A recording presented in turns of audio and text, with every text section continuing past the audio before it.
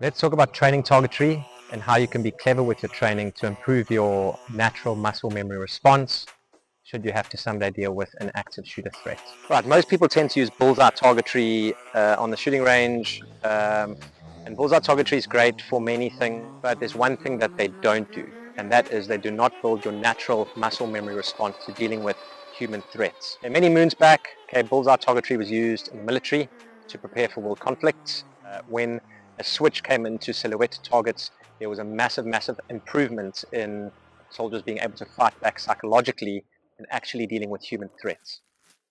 At the very least, I highly recommend using silhouette targets for all your tactical training. Okay, not necessary for competitive shooters depending on what the competition is, but for the tactical shooters, highly important if you are preparing in some case for self-defense against potential human threats to use silhouette targetry. That starts to build a natural response and fight response against dealing with human threats, and that is the very first step when it comes to selecting your target.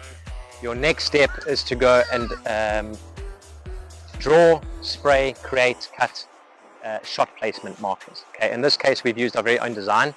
Okay, if you're interested in this design, comment below or send us a direct message. This particular one uses a skeletal outline of the central nervous system up to the C6 vertebrae or spine, as well as a life-size replica of the human heart. To make things a little easier at the start, you can go and place highly visible or contrasting shot placement markers over the center mass of your shot placement. There's a laugh earlier, the camera operator had an insect flying around in the grid, the face. Okay, once you are confident with that, you can remove the shot placement markers and you get left with your silhouette outline of your vitals, and you can then test if your natural response places your bullet impacts or your point of aim, point of impact exactly where you intended it to be.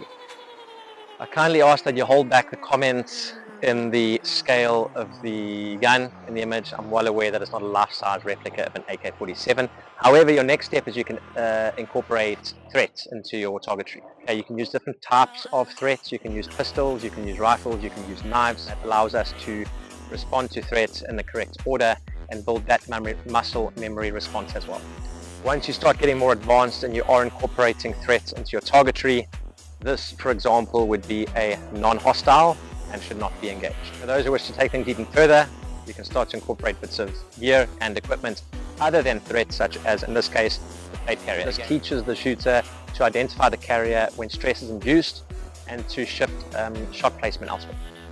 Okay, once you've gone that deep into your training, take away everything, leave just your silhouette,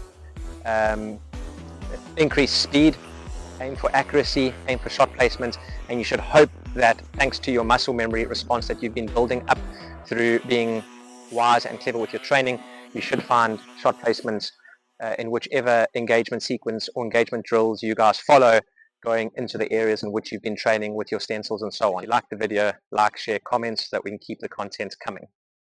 Cheers for now.